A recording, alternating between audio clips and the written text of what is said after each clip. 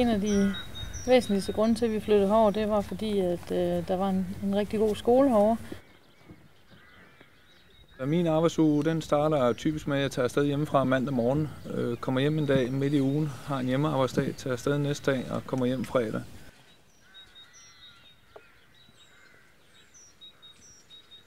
Vi har ikke så travlt herovre, og så kan vi være mere sammen med hinanden.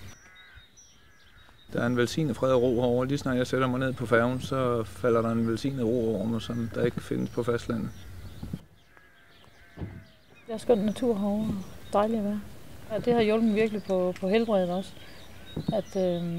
At jeg ikke sådan hele tiden sidder og bliver stresset over tingene. Og meget af det, der gør, at det er afslappende for mig at bo her, det er også, hvis man skal handle, for eksempel skal handle stort ind, så kan man tage over hver 3. uge for handlet.